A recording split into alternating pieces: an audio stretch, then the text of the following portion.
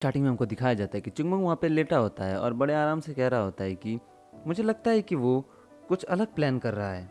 और कहता है कि चूंकि वो मुझे अपने हर खजाने सिर्फ इसीलिए नहीं देगा क्योंकि वो मेरे लिए आभारी है, बल्कि इससे कोई फर्क नहीं पड़ता कि वह हमसे क्या चाहता है, क्योंकि मेरा उनको कुछ भी देने का कोई इरादा नहीं है।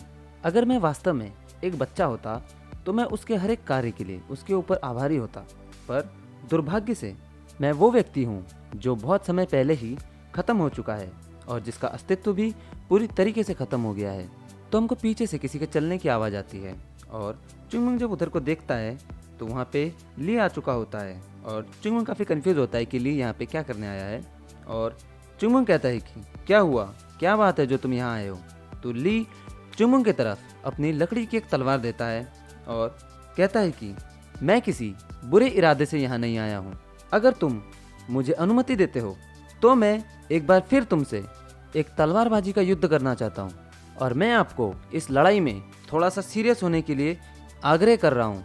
मुझे पता है कि आपने पिछली बार मुझे धोखा दिया था ताकि आप एल्डर होंग का केस सॉल्व कर सकें, और चूंकि ये केस अच्छी तरीके से सॉल्व हो गया, मैं समझता हूँ कि आपने मेरे साथ ऐसा क्यों किया था। तो चुंगमंग कहता है कि धोखा? मैंने तुमको कब धोखा दिया और तुम कहना क्या चाहते हो। और चुंगमंग कहता है कि तुम हो जिसने मुझे धोखा दिया था। और चुंगमंग कहता है कि क्या ऐसा नहीं है कि तुम सारा का सारा दोष मेरे ऊपर डालना चाहते थे। तो मन ही मन ली सोचता है कि यह बच्चा वास्तव में बहुत ज़्यादा डिफरेंट है। तो चुंगमंग कहता है कि जो भी हुआ इन सब से हमारी जो तलवार की युद्ध था उसका क्या लेना देना है। तो ली कहता है कि मुझे अपमानित किया जा रहा है। इस घटना में मेरा जो भी योगदान था या तुमने मुझे अपने हथेली पे जिस तरीके से नचाया उससे कोई फर्क नहीं पड़ता। ये सब मेरी असक्षमता के कारण हुआ। इस पूरी घटना को शुरू करने वाली जो कड़ी थी वो हमारा द्वंद्व था और वही है जो मेरे पास है। और मैं अभी भी ये नहीं समझ पा रहा हूँ कि उस समय क्या हुआ था मेरे साथ। तो चुंगम्यूंग ली से पूछता है कि तो क्या आप मेरे साथ एक और स्वॉर्ड बैटल करना चाहते हैं। तो ली बोलता है हाँ, वही करने में यहाँ आया हूँ। और ली कहता है कि हालांकि यह अनबिलीवेबल है, मैं पहले से ही जानता हूँ कि आप मार्शल आर्ट में मुझसे ज़्यादा मजबूत हैं। मैं बस यह समझना चाहता हूँ कि उस समय मेरे साथ क्या हुआ था। और चुंगमंग ली को देख के मन ही मन सोचता है कि उसे देखो, वह जानता है कि वह मेरी हथेलियों पे नाच रहा था, लेकिन फिर भी वो मुझसे स्वॉर्ड बैटल करना चाहता है। और चुंगमंग मन ही मन सोचता है कि मुझे ऐसा क्यों लग रहा है कि ये दोबारा मुझसे पिटने के लिए आ रखा है। ये दिलचस्प बात है। और चुंगमंग ली से कहता है कि तुमको शायद इस बात का पछतावा होगा। तो ली मुस्कुराता है और चुंगमंग से कहता है कि मैं फिर भी ये करना चाहता हूँ, और उसकी तरफ लकड़ी की तलवार बढ़ाता है। और उसके बाद हमको दिखाया जाता है कि एक बार और चुंगमंग और ली दोनों आमने सामने खड़े हैं, पर इस बार इनके हाथों में लकड़ी की तलवार है, ना कि असली तलवार। ली चुंगमंग की तरफ देख के कहता है ये बहुत छोटा है, वह शायद मुझसे 10 साल छोटा होगा, वह कम से कम एक पीढ़ी बाद आ रखा है। और हमको मोटा चुंगमंग दिखाया जाता है जो अपने कंधे पे तलवार रख के खड़ा होता है। और ली कहता है कि एक पीढ़ी का मूल मतलब है कि मैं एक द्वितीय श्रेणी का शिष्य हूँ, उसे तृतीय श्रेणी का शिष्य होना चाहिए। ली कहता है वह मुझसे इतना छोटा है कि मैं उसे अपने स्वयं के शिष्य के रूप में ट्रेन कर सकता हूँ। और कहता है ऐसा होने पर भी मुझे उससे इतना भारी दबाव क्यों महसूस हो रहा है। और हमको दिखाया जाता है कि ली होता है, उसके हाथ पैर कांपने लग रहे होते हैं, उसकी पूरी बॉडी कांप रही होती है चुंगमंग को देख के।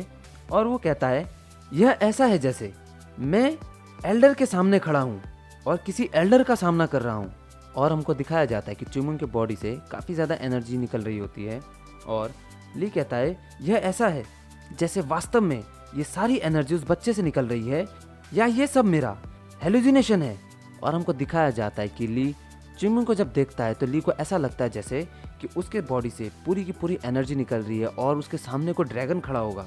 और ली कहता है मुझे अपनी आंखों से ये सुनिश्चित करना होगा कि कहीं मैं हेलुसिनेट कर रहा हूँ या नहीं।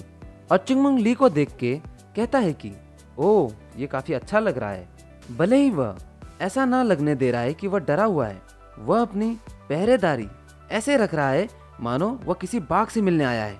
और चुंगमंग ली को देख के कहता है ये काफ़ी तेज है, और बोलता है आपकी इंद्रियां जितनी मजबूत होंगी आप किसी भी स्थिति में उतना ही ज़्यादा क्लियर देख पाएंगे, और यही आपको अपने ट्रू पोटेंशियल तक लेके जाता है। तो चिंगमंग ली से कहता है, आप क्या उन लेट मसरूफ में से हैं? और चिंगमंग मनी मन सोचता है कि ली जितना ट्रेन करेगा वो उतना ही ज्यादा स्ट्रांग बन सकता है और अपनी गलतियों को सुधार सकता है। वो वास्तव में साउथर्न एच सेक्टर के सबसे महान तलवारबाज बन सकता है। तो चिंगमंग कहता है कि तब तक मुझे उसे एक सबक सिखाना चाहिए, और ली की तरफ अपना हाथ बढ़ाता है और कहता है, जल्दी आओ, टाइम नहीं है मेरे पास। तो ली अपनी तलवार बढ़ाता है और उसके बाद अपनी एक स्वॉर्ड आर्ट दिखाता है, और उसके बाद इधर उधर ब्लास्ट करने लग जाता है स्वॉर्ड से। और चिंगमंग मनी मन सोचता है उसकी ये आर्ट देख के कि क्या इल्यूजन शॉट टेक्निक। और मनी मन सोचता है कि साउथर्न एच सेक्टर वालों ने इल्यूजन शॉट आर्ट टेक्निक का यूज कब से करना शुरू कर दिया। और ली चिंगमंग से कहता है, कृपया आप सावधान रहें। और कहता है, मैं अपनी असक्षमता के बारे में जानता हूँ। और कहता है, शुरुआत से ही मैं अपने ट्रू पोटेंशियल तक जाऊंगा। और उसके बाद ली अपनी तलवार घुमाता है और अपनी स्वॉर्ड आर्ट का प्रदर्शन करता है, और इधर उधर हवा में ही तलवार चलाने लगता है, और हवा में इतने खतरनाक उसके जो स्लैशेस होते हैं वो चलते हैं। और वो कहता है, मैं आपके खिलाफ साउथर्न एच सेक्टर की नई martial art 12 movement snowfall sword technique का यूज करूंगा। और उसके बाद दिखाया जाता है कि जो उसकी जो टेक्निक होती है वो काफ़ी ज़बरदस्त होती है। और चिंगमंग उसको देख के काफ़ी हैरान होता है और उसको काफ़ी गुस्सा आ रहा होता है, और वो कहता है, तुम। और ऐसा कह के जो ली होता है वो चिंगमंग की तरफ आगे बढ़ रहा होता है और अपनी स्वॉर्ड आर्ट टेक्निक को इधर उधर चलाते हुए आता है और कहता है, 12 मूवमेंट स्नोफॉल स्वॉर्ड टेक्निक। और ऐसा कह के वो चिंगमंग की तरफ बढ़ रहा होता है, और चिंगमंग ये देख के काफ़ी गुस्सा आ रहा होता है, उसके मन में पता नहीं किस बात का गुस्सा आ जाता है। और चिंगमंग तुरंत ही जो ली होता है उसके ऊपर अटैक कर देता है और उसको काफ़ी ज़्यादा चोट पहुंचा देता है। वो ली बुरी तरीके से घायल हो जाता है और ली का खून निकलने लग जा रहा होता है, और ली हवा में ही होता है, उसको तो वार करने का मौका ही नहीं मिला होता। चिंगमंग ने उससे पहले वार कर दिया होता है, और चिंगमंग उसके गिरने से पहले उसको पकड़ लेता है और एक हाथ से उसको ऊंचा कर देता है, और ली के मुंह से खून आ रहा होता है। और चिंगमंग उसको एक हाथ से ऊंचा करके उससे कहता है कि तुम कमीने, तुमने इसे कहाँ से सीखा? तो ली कहता है, मैंने इसे कहाँ से सीखा? क्या क्या क्या मतलब है तुम्हारा? तुम कमीने, sword movement snowfall sword technique, क्या बकवास है। तुम दूसरों को बेवकूफ़ बना सकते हो लेकिन मुझे नहीं बना सकते। मैं इसे अच्छी तरीके से जानता हूँ, क्योंकि ये स्वॉर्ड आर्ट टेक्निक जिसमें माउंट हुआ का एसेंस है, इसको मैं अच्छी तरीके से पहचानता हूँ। ये तुम्हारी 12 movement sword art technique, 24 movement plum blossom sword technique का सिर्फ एक स्ट्रोक है, जिसे इनफाइनाइट प्लम ब्लॉसम कहा जाता है। और कहता है कि 24 movement plum blossom sword technique जो माउंटवा सेक्टर से गायब हो चुकी है, तुम लोग उसका इस्तेमाल क्यों कर रहे हो? तो ली की हालत बहुत ज़्यादा खराब हो चुकी होती है, बुरी तरीके से घायल हो चुका होता है, और ली मनी मन सोच रहा होता है कि क्या उसके और मेरे बीच का जो डिफरेंस है वो यही है, और इतना बड़ा डिफरेंस। वो कहता है कि मुझे लग रहा है कि यह ऐसा है जैसे मुझे एक डीमन का सामना करना पड़ रहा है, मुझे काफ़ी डर लग रहा है इस लड़के से। और ली कहता है कि मैं शायद मरने वाला हूँ। और ऐसा कह के जो ली होता है वो पूरी तरीके से बेहोश हो जाता है, और उसके बाद हम देखते हैं कि ली की धीरे धीरे आंखें खुल रही होती है, और ली जाग जाता है, उसको कुछ समझ में नहीं आ रहा होता है, और हमको दिखाया जाता है कि किसी ने ली की मरहम पट्टी की होती है, और ली वहाँ लेटा हुआ होता है।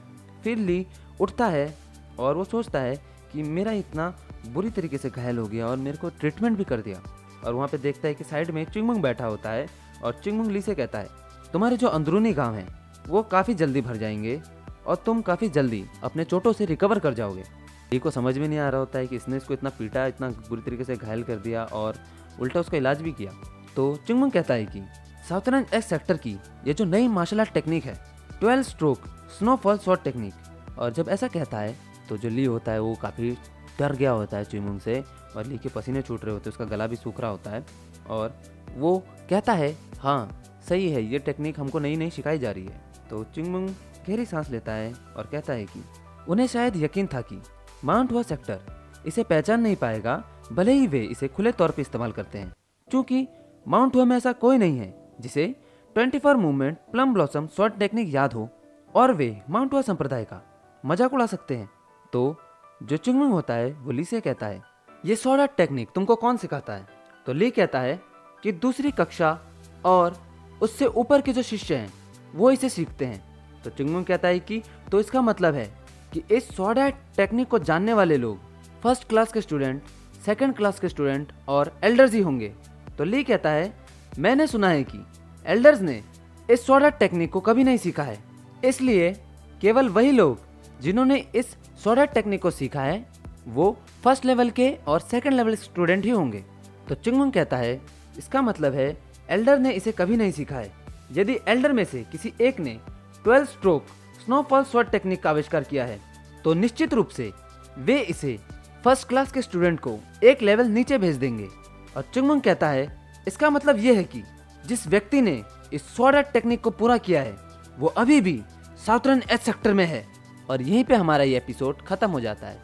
हम मिलेंगे आपसे अगले एपिसोड में, तब तक के लिए बाय बाय।